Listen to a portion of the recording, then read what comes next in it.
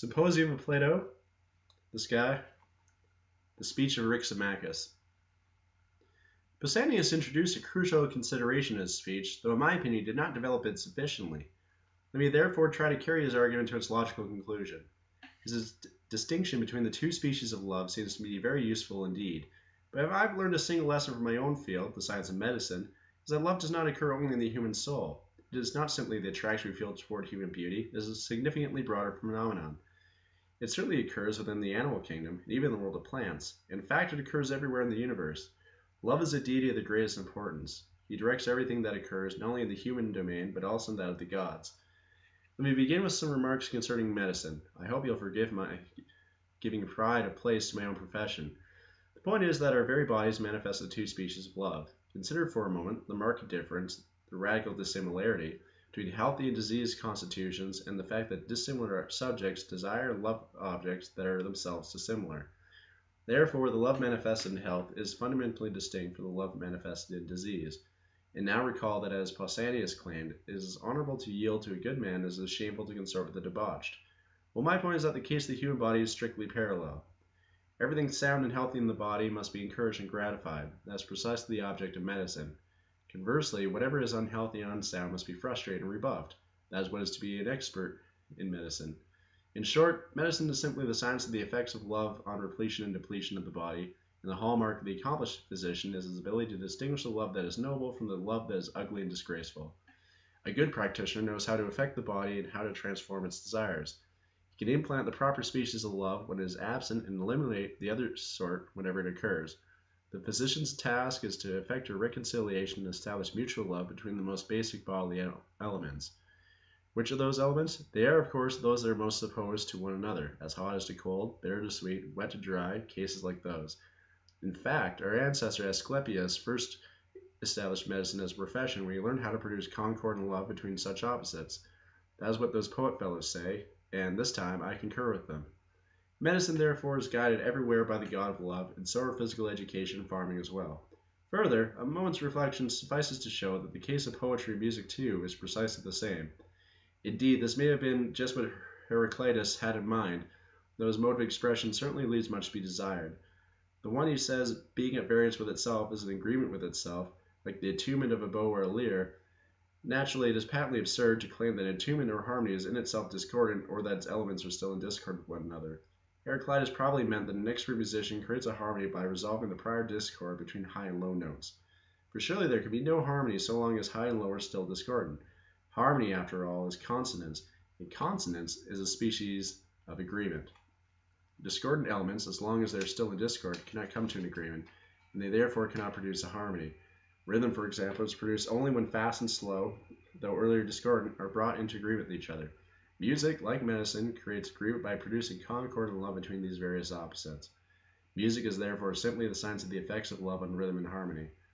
These effects are easily discernible if you consider the constitution of rhythm and harmony in themselves. Love does not occur in both its forms in this domain.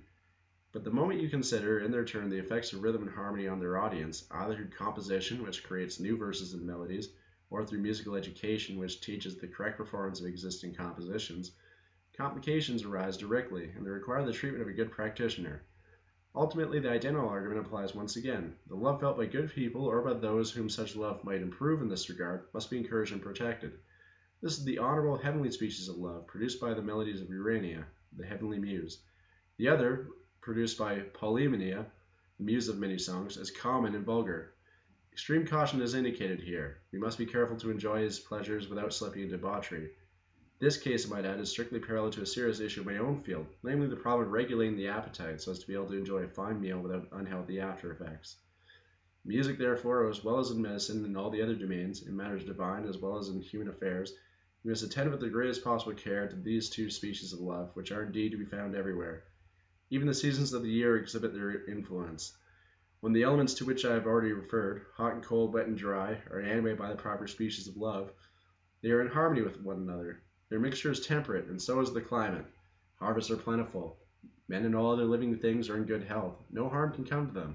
When the sort of love that is crude and impulsive controls the seasons, he brings death and destruction. He spreads the plague and many other diseases among plants and animals. He causes frost and hail and blights. All these are the effects of the immodest and distorted species of love on the movements of the stars and the seasons of the year. That is on the object studied by the science called astronomy. Consider further the rites of sacrifice in the whole area with which the art of divination is concerned. That is the interaction between men and gods. Here, too, love is a central concern. Our object is to try to maintain the proper kind of love and to attempt to cure the kind that is diseased. But what is the origin of all impiety?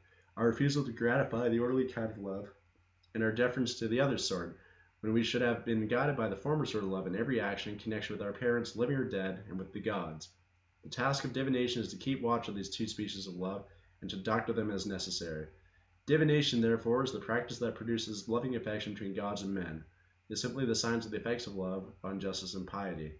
Such is the power of love, so very and great that in all cases it might be called absolute. Yet even so, it is far greater when love is directed in temperance and justice toward the good, whether in heaven or on earth. Happiness and good fortune, the bonds of human society, concord of the gods above, all these are among the gifts. Perhaps I too have omitted a great deal in this discourse of love. If so, I assure you, it was quite inadvertent. And if in fact I have overlooked certain points, it is now your task, Aristophanes, to complete the argument, unless of course you are planning on a different approach. In any case, proceed. Your hiccups seem cured. Then Aristophanes took over, so Aristodemus said. The hiccups have stopped all right, but not before I applied the sneeze treatment to them. Makes me wonder whether the orderly sort of love in the body caused the sounds and itchings that constitute a sneeze, because the hiccup stopped immediately when I applied the sneeze treatment. You're good, Aristophanes, Eryximachus answered, but watch what you're doing. You're making jokes before your speech, and you're forcing me to prepare for you to say something funny, and to put up my guard against you, when otherwise you might speak a piece. Then Aristophanes laughed. Good point, Eryximachus. So let me unsay what I have said. But don't put up your guard. I'm not worried about saying something funny in my coming oration. That would be pure profit, because of the territory of my muse. What I'm worried about is that I might say something ridiculous. Aristophanes, do you really think you can take a shot at me and then escape? Use your head. Remember, as you speak, that you will be called upon to give an account. Though perhaps, if I decide to, I'll let you off. Eryximachus, Aristophanes said, indeed I do have in mind a different approach to speaking than the one the two of you used, you and Pausanias. You see, I think people have entirely missed the power of love, because if they had grasped it, they'd have built the greatest temples and altars to him and made the greatest sacrifices. But as it is, none of this is done for him, though it should be more than anything else. For he loves the human race more than any other god. He stands by us in our troubles, and he cures those ills we humans are most happy to have mended.